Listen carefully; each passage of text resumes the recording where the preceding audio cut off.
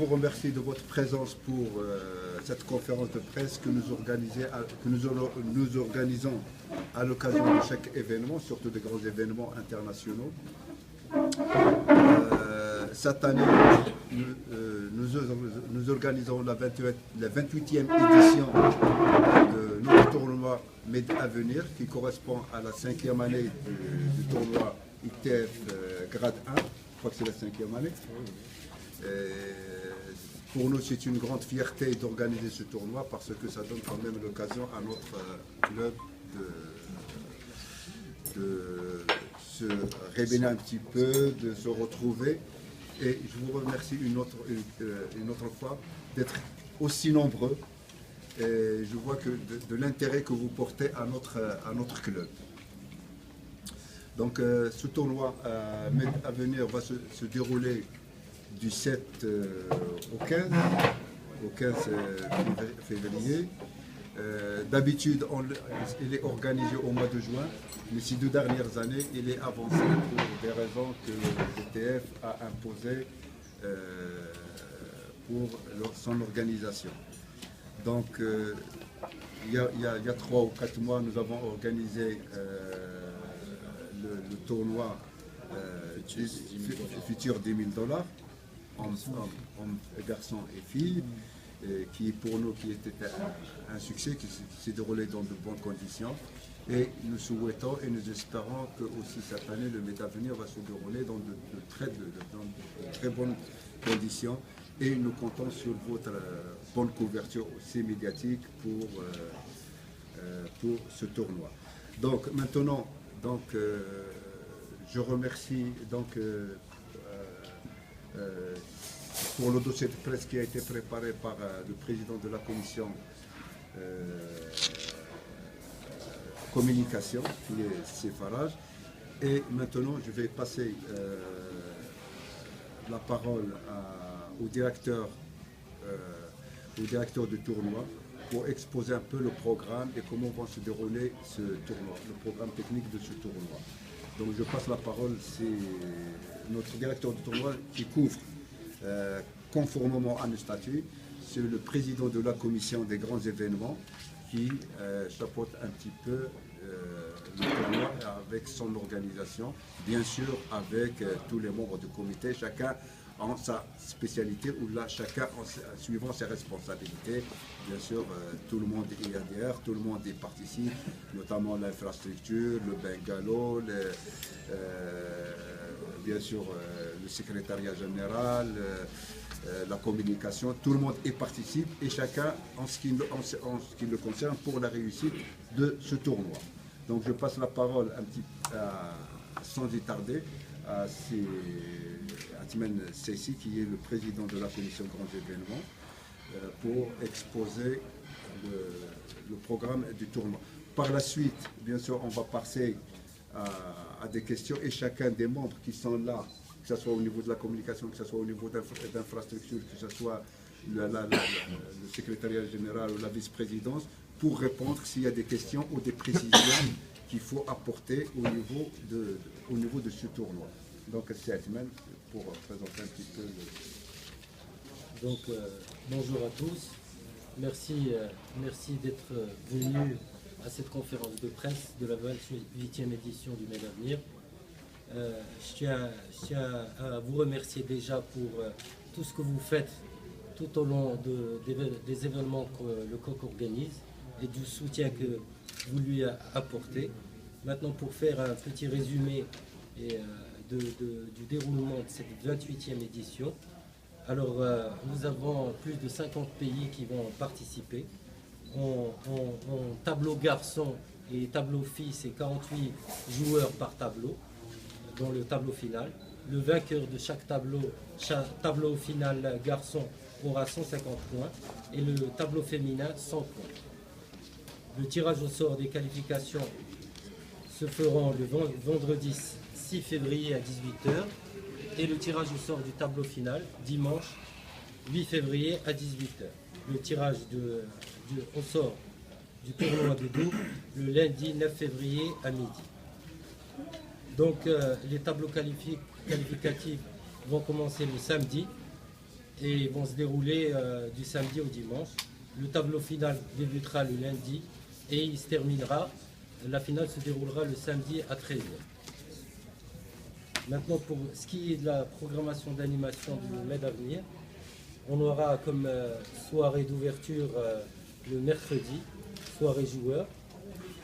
Et aussi le mercredi, on verra un Kids Day, organiser un Kids Day et une conférence à thème. Et la conférence, cette année, le choix a été, du thème a été en concertation avec la Fédération royale marocaine de tennis, qui est la synergie club et FRMT. On verra aussi une soirée sponsor le vendredi 13, animée par notre grand artiste Abdelrahim Souéré et Madame Selwa Zinour et l'humoriste Fahid Akrab. Donc pour ce qui est de l'organisation de cette 28e édition, je tiens à remercier tous les membres du comité qui ont contribué à l'organisation de cet événement et particulièrement à M. le Président qui n'a pas manqué de fournir tous les efforts pour la réussite de cet événement. C'est Mustafa Faiz, le vice-président, M. Abdelrahim Houari, Mme Faiza Houari au niveau de l'animation et M. Hicham Idrissi qui m'a énormément aidé cette 28e édition. Donc le juge arbitre de cette édition, le choix a été porté sur Si Mohamed Rassou et l'hôtel officiel de cette année, c'est l'hôtel suisse. Nous avons eu un petit changement, c'est-à-dire que notre premier choix a été parti sur, comme vous pouvez le voir, le dossier c'était le centre de Bourgogne.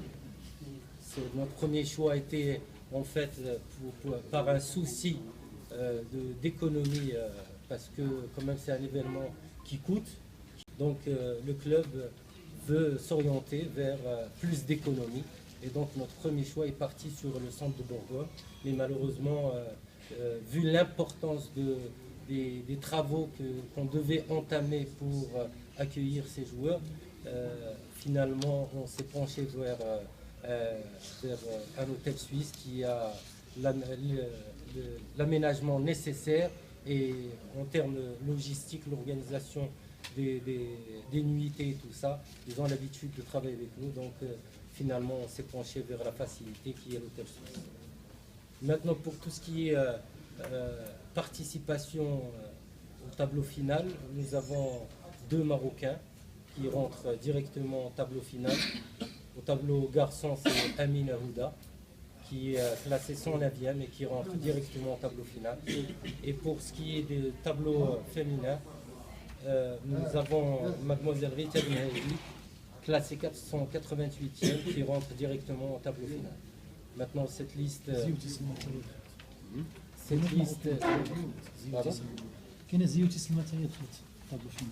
Maintenant, cette liste, elle peut être changée parce que la liste n'est pas encore figée jusqu'au jour J. Elle évolue jusqu'au lundi, jusqu'au vendredi en fait. Et donc, c'est déjà pas mal. Moi, en tant que directeur tournoi qui voit que c'est sa 2e année, ben, déjà de voir 2 Marocains dans le tableau final directement, c'est un bon signe. Donc, pour moi, je ne vais pas dire qu'on est satisfait, on aimerait voir d'autres. Il y a eu malheureusement notre joueuse Zine Belhouari qui a omis de s'inscrire à temps et qui forcément par son classement aurait rentré directement dans le tableau final. Malheureusement, cette omission, on va essayer de la rectifier d'une autre manière. Maintenant sur le tableau qualif, ben, on retrouve pas mal de Marocains qui rentrent juste avec leur classement, que vous pouvez certainement trouver dans vos dossiers, qui sont Mohamed Hirs, Mohamed Belkoura, Amin Mihrab, Youssef Lhlou, Yassine Derbani, Zakaria Khalil, Ayoub Ghout, Saad Jbir, Ali Sqat, Anwar Hind, Amin Zriadi, Ayman Sharqawi, Anas Haddou et Saad Maricha. Bon, cette liste aussi peut évoluer jusqu'au jour de la signature. Au niveau des filles, c'est Zineb Ben Dahou, Fatem Zara Khamisi, Leila Haddad, Radia Al-Alami, Aïbar Monsef, Yasmine Khair. Je crois qu'on a fait un petit peu le tour de cette 28e édition. Et je vous remercie encore une fois de votre présence. Et si vous avez des questions, je me ferai un plaisir d'y répondre. Merci, c'est Atman Cécile. Pour cet excellent exposé. Je tiens aussi quand même à remercier aussi tous les membres du comité qui ont participé à cet événement, notamment parce qu'il n'y a pas uniquement que l'organisation, mais il y a autre chose.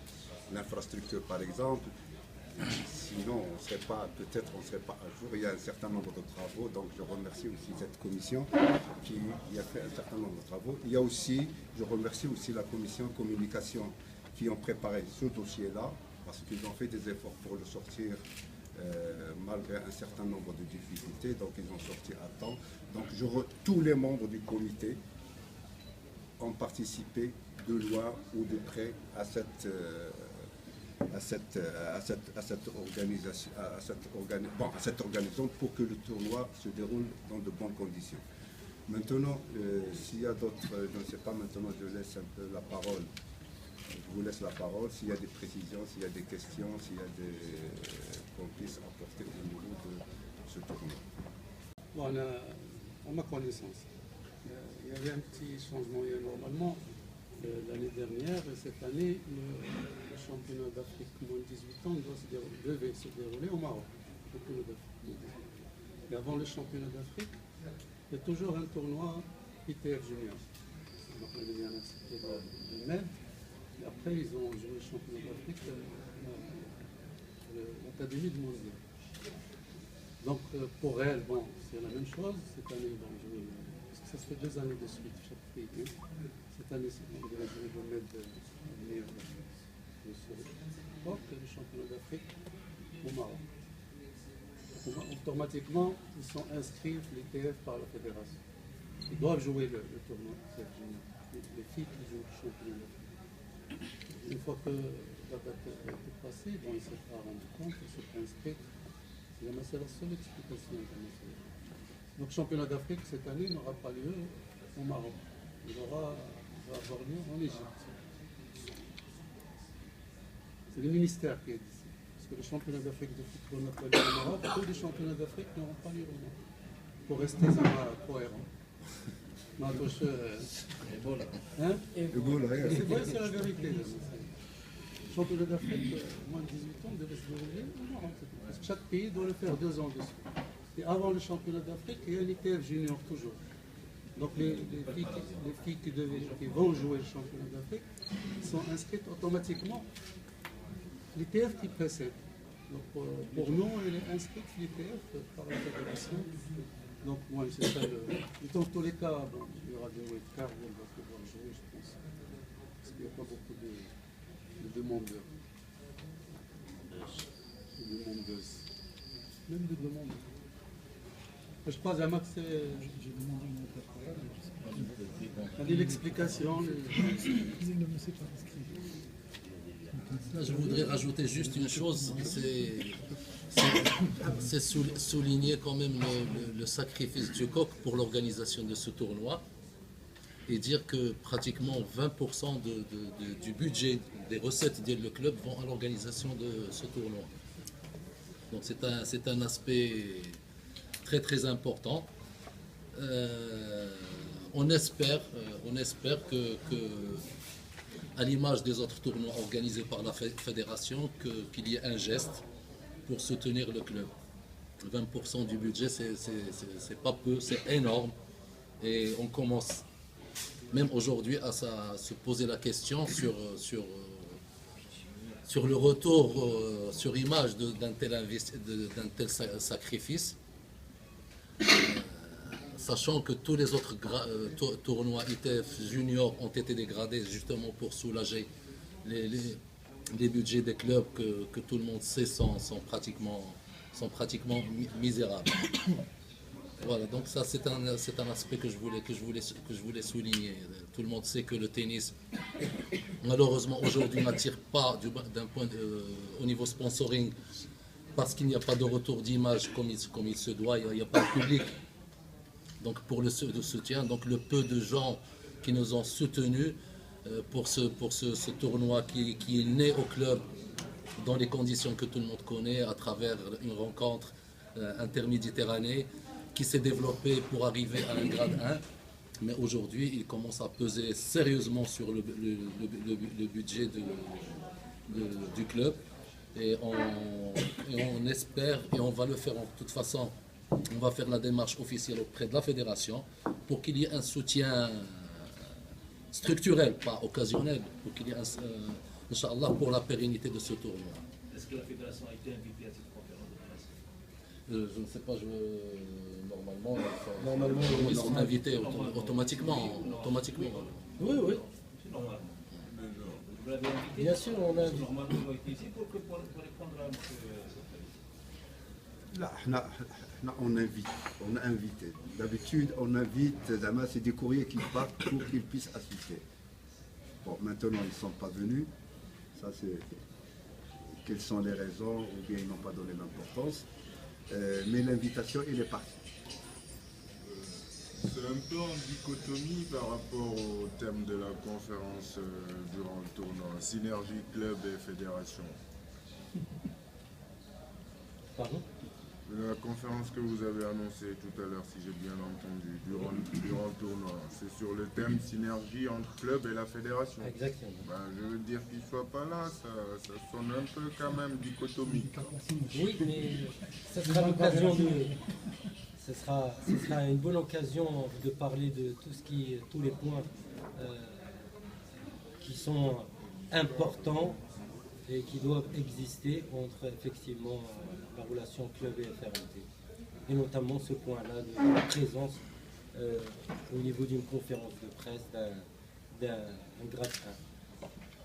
Il n'y a pas que ce genre de soucis, il y a d'autres. Je sais. Mais en fait, je veux dire, c'est un énorme manque à gagner. Ça fait des années qu'on en parle de la politique de la fédération vis-à-vis des clubs, de la formation des jeunes. Je me dis, le tout commencerait par là, quoi, qu'il y ait un travail entre les clubs et la fédération. Et là, jusqu'à présent, j'ai l'impression qu'au fil des années, ça se distend de plus en plus. Ouais, le problème est beaucoup plus large que ça, c'est le sport qui en souffre. Même la ville. Moi, je suis étonné aujourd'hui que le tennis au niveau de Casablanca, aucun club ne reçoit un centime ni de la communauté urbaine, ni de la wilaya, pas un seul centime, aucun soutien. Comme l'a souligné le directeur du tournoi, M. Seyssi, tout à l'heure, on a essayé dans un souci de soulagement de notre budget de nous retourner vers un centre, un bijou de centre du ministère de la Jeunesse et des Sports. Malheureusement, on a trouvé qu'il était inexploitable, vraiment inexploitable. Donc, les clubs doivent se battre tout seuls, même au niveau de l'organisation d'événements internationaux, il faut qu'on se débrouille tout seul.